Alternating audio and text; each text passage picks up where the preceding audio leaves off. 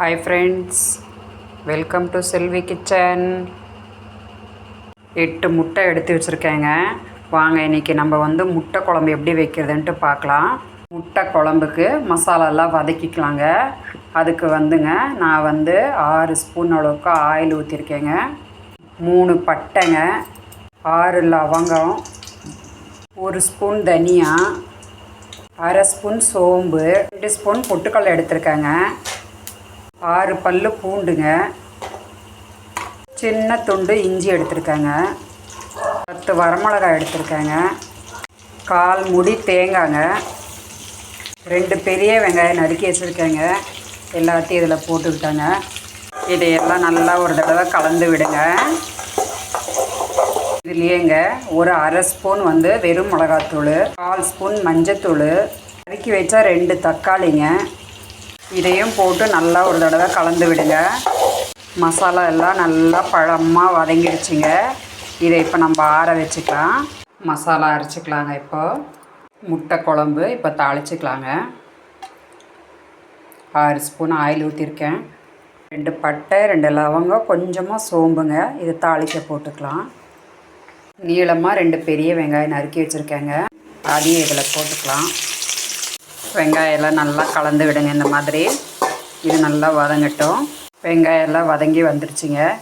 1/4 teaspoon மஞ்சள்தூள், 1 spoon தனியா மிளகாத்தூள், 1 ஸ்பூன் உப்புங்க, 1 தக்காளி பொடியை நறுக்கி வச்சுருக்கேங்க. இதிலையே போட்டுக்கலாம். இதை நல்லா ஒரு தாட்டி நல்லா கலந்து விடுங்க. வெங்காயம் தக்காளி எல்லாம் நல்லா வதங்கி வந்துருச்சுங்க. பாருங்கள், எண்ணெய் பிரிஞ்சு வருது. இப்போ நம்ம இந்த அரைச்சி வச்ச மசாலா இதில் போட்டுக்கலாம். மிக்ஸி கழுவின தண்ணியும் இதில் ஊற்றிக்கிறேங்க. எல்லாத்தையும் ஒரு தடவை நல்லா கலந்து விடுங்க. முட்டை சால்னா குழம்புங்க நல்லா கொதிக்குது. இது நல்லா கொதிக்கிட்டோங்க. கொதித்து பச்சை வாசனை போகணும். அப்போ தான் குழம்பு டேஸ்ட்டாக இருக்கும். குழம்பெல்லாம் நல்லா கொதித்து பாருங்கள், நல்லா சுண்டி வந்துருச்சுங்க. இந்த பதத்தில் இருக்கணுங்க குழம்பு. ஏன்னா நம்ம இதில் முட்டை உடச்சி ஊற்றுவோம். முட்டை உடச்சி ஊற்றிக்கலாங்க. இப்போது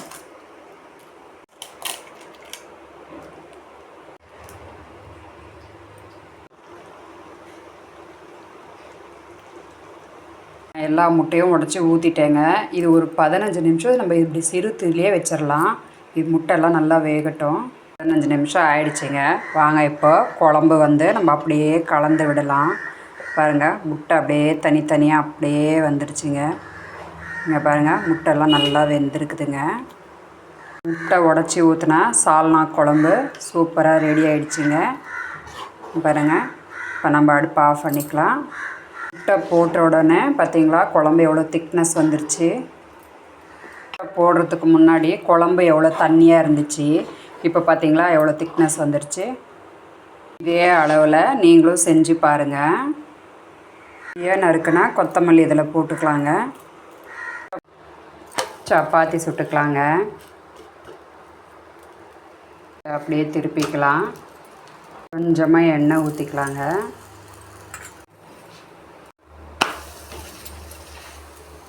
சப்பாத்தி அப்படியே எடுத்துக்கலாங்க. வெந்துருச்சு. நான் மீதி இருக்கிற சப்பாத்தியும் போட்டுக்கிறேங்க. இதை அப்படியே திருப்பிக்கலாங்க. இப்போது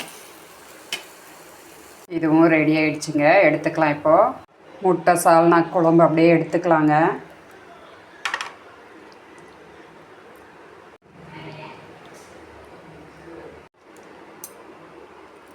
முட்டை சால்னா கிரேவி குழம்பு சூப்பராக ரெடி ஆகிடுச்சிங்க.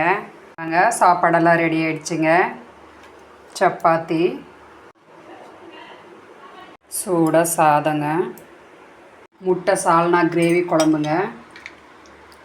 அப்படியே சப்பாத்தியில் போட்டுக்கலாம். சப்பாத்தி அப்படியே பிச்சுங்க. முட்டை சால்னா வச்சுங்க. வாங்க சாப்பிட்லாம். இந்த முட்டை சால்னா கிரேவி குழம்புங்க சாதத்துக்கு, சப்பாத்திக்கு, பூரிக்கு எல்லாத்துக்குமே சூப்பராக இருக்கும். இந்த மாதிரி நீங்களும் செஞ்சு ட்ரை பண்ணி பாருங்கள். வீடியோ உங்களுக்கு பிடிச்சதுன்னா லைக் பண்ணுங்கள், ஷேர் பண்ணுங்கள், சப்ஸ்கிரைப் பண்ணுங்கள். தேங்க்யூ. ரெசிபியை நீங்களும் ட்ரை பண்ணி பாருங்கள்.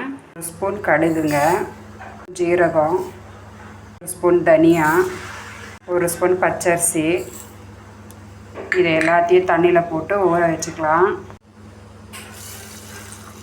ஒரு 1 hour ஊறட்டோங்க. வாங்க இன்றைக்கி நம்ம வந்து மோர் குழம்பு எப்படி செய்கிறதுன்ட்டு பார்க்கலாம். நான் அதுக்குண்டான பொருளெல்லாம் எடுத்து வச்சுருக்கேன்.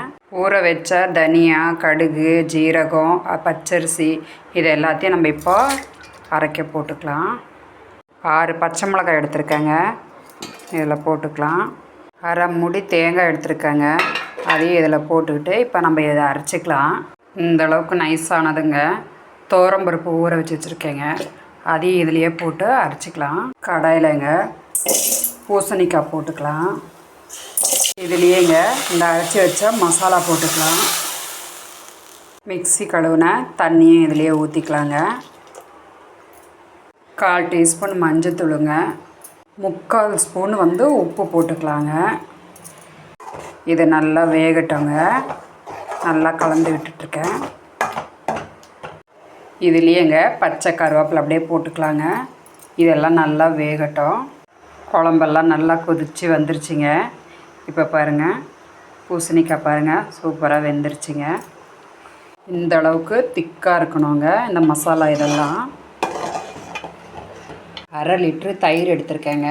பாருங்கள், நல்லா இந்த மாதிரி விஸ்கியில் நல்லா செலுப்பி வச்சுருக்கேங்க. கெட்டி தயிராக இருக்கணும் மோர் குழம்புக்கு. தயிர் எடுத்து குழம்புல போட்டுக்கலாங்க.